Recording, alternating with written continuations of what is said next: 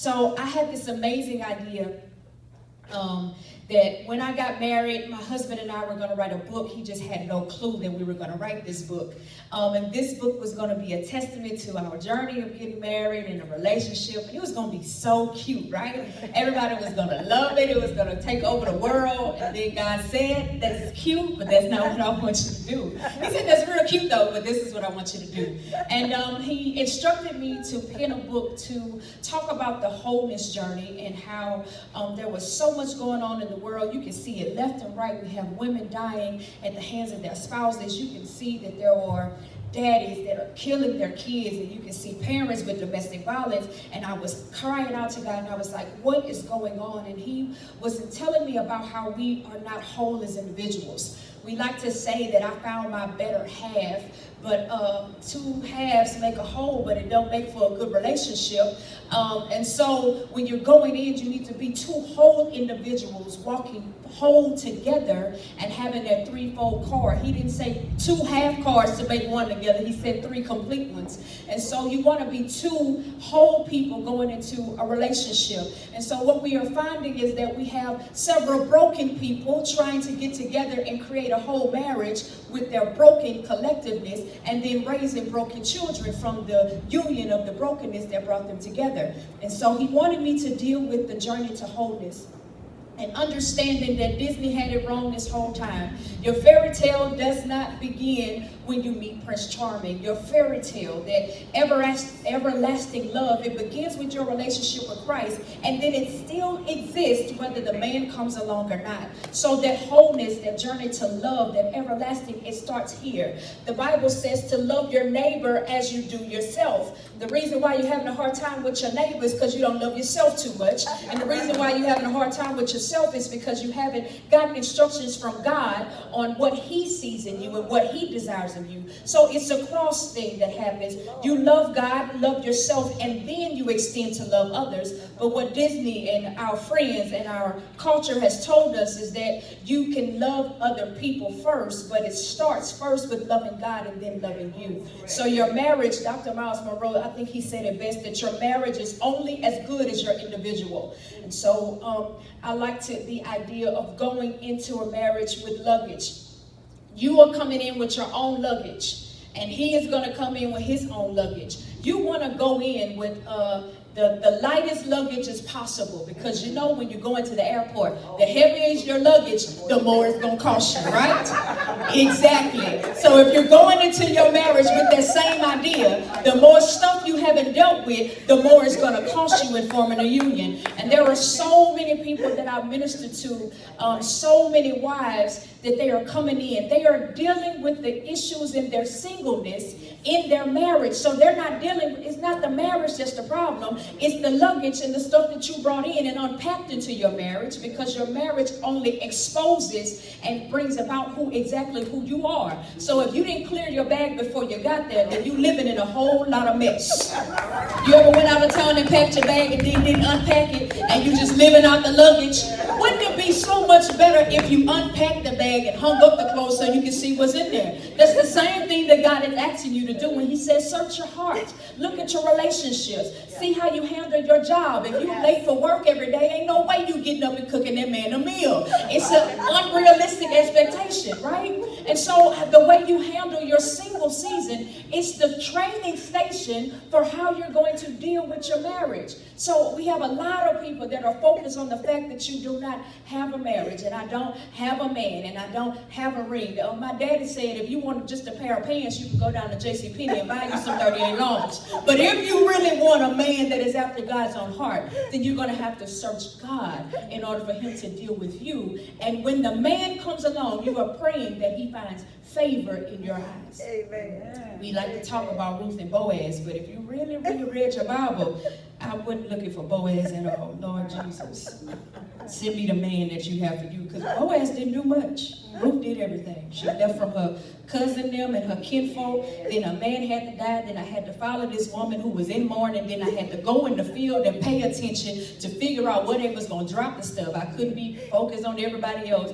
Then I got to go there, wait for it, get all the stuff, go back home. Then she had the audacity to have to lay on the threshing floor. And you praying for Boaz and you won't even comb your hair. I don't know how that's going to work, but we're going to get it together. Oh, it's tight, but it's right in here. You walk now. They turn the off. You ain't cold no more. You good? All right. So what we want to do for the next few moments is that we want to focus on the good stuff. Focus on the good stuff, because I have the idea that if the bad is all you focus on, then the bad is all you will see. You can see everything that you lack when you're single. When you're single, you are the only person in the room. You don't have the opportunity to focus on anyone else's issues because yours are the only ones that are present. I found myself sitting in the noise of silence a lot often, and I was saddened by the facts of life. One of those facts is that I was alone, but I had the misconception of the idea that I was alone, and I allowed my emotions to make me take being alone to being lonely, but that is two different ideas. Amen. So those I helped in the time of crisis had become self-sufficient. I felt like being at the doctor's office. People only go to the doctor when something is wrong, and when they are good, nobody really visits the office. And that's the same way that I felt. I'm helping everybody else, but now that I've helped them, they got their healing and they don't need me. Those who needed to crash on my couch had now purchased their homes and were living by themselves.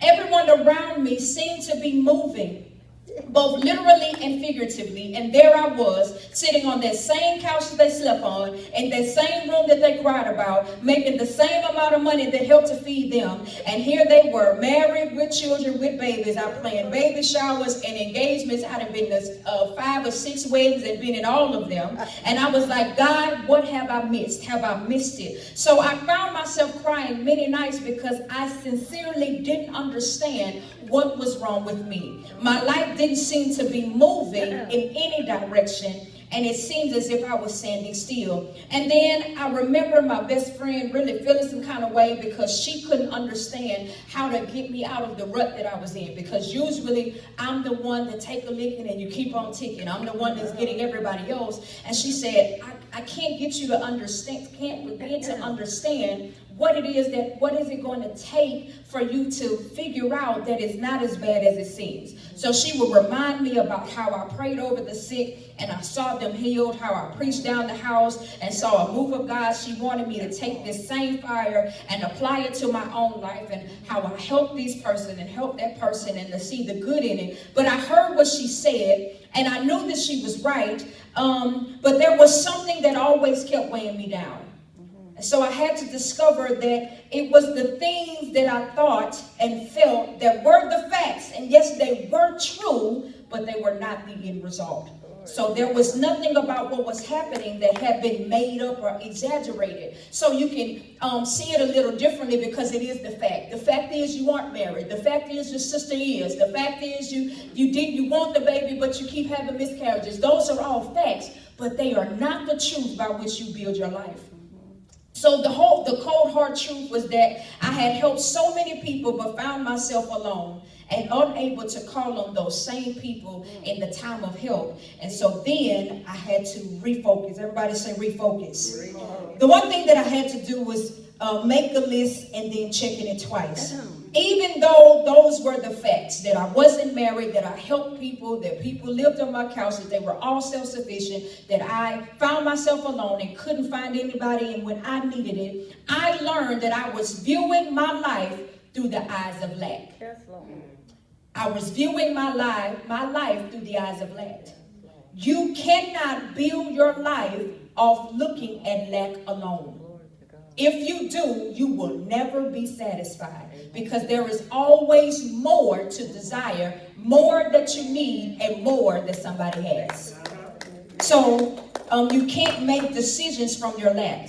So I brought even more facts into the room that helped me counter the ones I had been rehearsing. So what was truer was that even though I was lacking, I wasn't missing anything. I was lacking, but I wasn't missing. There was something that I didn't have yet. See, there is a power in that yet. It means that these things are not yet, but they can become. And if I am a believer, then if God ordained it for my life, then they will become. But if I only see it as lack and not see it as it's not here yet, then I will forever be thinking that I am missing something. Missing something. Do you know that there's some things in your life that are dictating how you feel and how you function in relationships, that your life is still existing even without those things? That there was somebody who didn't have the activities of their limbs this morning. There was somebody that could not breathe, that did not have the opportunity that you have to take the day. But if you're looking at what you don't have, well, I don't have a car. Well, you had a garage, but that's a start. Well, I don't have a man, but at least you got yourself, and that's a start. I don't have a house, but you got an apartment, or you got a room at your mama's house. You're not missing what you think you need in order to live. Amen. Amen. For the believer, there is hope. Glory. Hallelujah. For the believer, there is hope. Amen. And if you can believe it, it's possible. Mark 9 and 23. So as believers, we got to stop letting our lack lead us. It's the problem that we have as a believer. Our lack leads us to make decisions that are not efficient, that are not effective, and that are not helpful for our lives. If we only move by the lack, we are going to find ourselves always in trouble. Always in trouble. And so when you refocus, you got to get refocused. You got to adjust your lenses and focus again. So the thing is, I was supposed to be wearing glasses, I think since I was in high school. Well, for 1 year, I went to college in 2003. So in 2004, I lost my glasses and I never got them. I never got them again until about 3 years ago. So I was going around in life saying that I could see. And then it wasn't until I got my glasses that I realized I was seeing, but it wasn't clear. So what I had to do is to refocus. It wasn't until I decided to get an assistant to help me and to aid me in seeing that I realized that the vision that I thought that I did have was not the vision that I could have had. You got to catch that. Because I was so busy trying to adjust my eyes to make me think that I could see clearer, it wasn't until I got a refocusing, an agent to help me to see better, that I realized the life that I thought I was seeing was blurry until I put my glasses on. So because I was going through life with the ability to see, I didn't know that I could see better if I just got an agent to help me out. So when I got my glasses, I realized I had been walking this earth blurry for a very long time. I was making, because you got to think, with blurred vision, you're making blurred decisions, because you're making decisions based upon what you think you do see and not based upon what's really in front of your face. Blurred decisions. You hate on your coworker because she just got a man. You don't know what she's going through in the middle of the night. You don't know what that man cost her. You don't want your coworker's man. You want the man that God has for you. So we got to stop looking at other people's lives and looking at our lives through their lenses, and get your own glasses so you can see what God desires for you, because what God has for you and what God has for her is two different things. But if you're looking at your life through her glasses, then you got a blurred vision. Get your own glasses. Because we can't share prescriptions. If I had your glasses and you had my glasses, I couldn't be able to see. But I can see better when I get the prescription that's designed for my eyes. So when you refocus, you retrain your mind to rethink your thoughts, rest assured knowing that things can be restored. When you refocus, you retrain your mind to rethink your thoughts, rest assured knowing all things can be restored. Amen. When you think about the story of Moses, and they were in a situation, they had just gotten out of the Red Sea, and they were able to be free. But then you know that they had saw all of these miracles, signs, and wonders, but they got themselves in another situation and start complaining. Y'all like to talk about them, but that's how we do. God help you out with your light bill, and now you complaining about the man. I just helped you from an impossible situation, and instead of you looking at it through the eyes of the impossible God, you want to keep telling the impossible what's not possible in your life, and yet he keeps showing you. Glory. And yet we keep complaining, and yet he keeps showing you, and then we keep complaining. Hallelujah. You keep saying, well, I was doing better off when I just had. Don't be listening to Betty, right? Betty was crazy. A half of a man is not better than no man at all. Don't you listen to Betty. Y'all act like y'all know who Betty Wright is. You ain't that saved. Betty will have you messed up. So just like that, you're saying, well, I would have been better if we would have stayed. But instead of reprimanding them, Moses answered them and he said, don't be afraid, stand still and see the Lord save you today. You will never see the Egyptians again after today. So when you refocus in your life, these are the things you got to remember. Don't be afraid, stand firm and see he will. Don't be afraid. Stand firm and see he will. The key to achieving anything in life as a believer is to hear and to follow. Hear and follow. Or the words of Moses in Exodus 14, the Lord will fight for you, you just must be quiet. He ain't say the Lord will fight for you, you just need to see. The Lord will fight for you, you just need to know where you're going. The Lord will fight for you, you just need to be quiet. Be quiet, why? In order to hear the instructions, because if you follow the directions, seeing doesn't stop your ability from your legs to move in the direction that will happen for your life. So just be quiet and stop talking so much. And stop complaining and stop griping and stop. Get off social media sometimes. Take a break from believing and dreaming of somebody else's story and get instructions for what God wants to do in your life. Amen. You get so focusing on what everybody else is doing, then you look up and your life is a mess. You didn't clean everybody else. You know the old song, clean around your front door before you try to come over here and look at mine.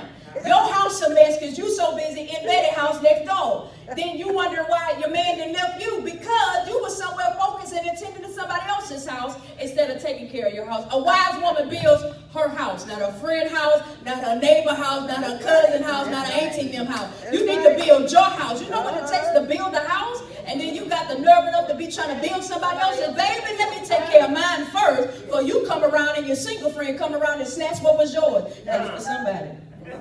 Take care of your house first. Yes. So you got to make new habits from your new view. When you get a new view for your life, then you have to make new habits. You cannot do the old way in the new frame and expect something different. It doesn't work that way. If you're going to walk in newness, then you got to get of everything that you used to do before you start to see in a different place. So if you used to cuss everybody out in your newness, you got to get a bigger vocabulary, start reading some dictionaries and get the word in your mouth so that you're not going around cussing everybody out. If you used to fight all the time, now that you have a newness, you got to learn to fight in the spirit and get in your closet and start being a wailing woman like she talked about and stop trying to fight in the natural. So if you want to be new, then you got to do new too. So what I had to do was make a habit listing some sustaining facts. And what I start to do when I saw the lack in my life is to start thanking God for the things in my life that He'd already done. Glory to God. So what they was doing was holding myself accountable to realizing and recognizing that I can't look at what I don't have, but I can be grateful for what He's already done. Yes, Lord. We get so caught up in what we don't have that we're not grateful for what He already done. Hallelujah. He's done us so much more for you than not having Johnny shouldn't be the end of your life to where you can't go to work, you can't get dressed, you can't comb your hair because you don't have this marriage. You know what it takes to be able to be in a marriage? You got to be emotionally stable. If you're not emotionally stable and you can't handle your own emotions, there is no way you're going to be somebody's helpmate, because then you are responsible for that. For the spiritual well-being of another person. You got to be a praying woman. You got to be a woman that know how to do a lot with a little bit. You got to be able to take care of the kids and the job and cook the food. That man can't order a Pizza Hut every day. But in your single season, you ain't have a wedding and post pictures on Facebook, that's the end. No, baby, that ain't even the beginning. So you got to start training your mind to be focused on the things that he already done. Even though my car almost got totaled, God, thank you that I have my life. I thank God that I kept going. I thank God that there was gas in the car when I was on the street. I thank God that I had a job to go to. May not be the one I like, but it's the one that I need. And I thank God that I am able to drive the car to get to the job that I don't really like. I thank God that I have the sight to see the road to get to the job. I'm thankful that I had the right mind to be able to have the mentality to use the sight and read the signs to get to the job that I didn't want to have. I thank you, God, that I have a voice to say thank you. I thank you, God, that I have access to you even when I don't need to be a person that should be accessible. I thank you that you are with me in the midst of my trouble. I thank you that your love is unchanging. I thank you that your word declares that you don't turn a deaf ear to me, but you hear me. And not only do you hear me, but God, I thank you that you answer. May not be the answer that I want, but it's the answer that I need. God, I thank you that you haven't turned your back to me and that I'm able to come to you and repent. When you get yourself in a thankful place, then the things that you are lacking aren't as big as they were when you started. Glory to God. But you got to change your vision. Come on. You got to switch your view. Yes, And you got to get you a focal point. So do you see how that works? It's easy to see the emptiness in the room, I know. However, we have the ability to set the tone of what echoes in our silence. We have the ability to set the tone for what echoes in our silence. And you have to cast down that fiery dart. It's just a fiery dart. You got to block it. You're trying to figure out why your heart's so broken and nobody else is there because you didn't block the dart. It went straight to your heart. You let it sit there. Then you took it with you to the next relationship and wonder why it didn't last. You went in there stuck with darts all over the place, and then you tried to love them and you killed them in the midst of it because you didn't take the time to heal where it hurt. That's right. So then you hurted the place that was supposed to be the healing. And so instead of going in broken, let's go in healed. As healed as possible. As loving as possible, as hopeful as possible, as filled as humanly possible to be filled. With a thankfulness, with an urgency on our minds that we got to get to a place where we want to heal more than we want to hurt. Yes, Lord. You got to get to a place where you want to heal more than you want to hurt. Amen. But some of us get addicted to the story, and we think that as long as I have this story, then the story gives me some attention. But do you know that God can take the broken pieces and they make for an amazing puzzle? Broken pieces make a great puzzle. Amen. And by him being the potter, do you know that even in that brokenness, he can remold you and reshape you and make you into something beautiful?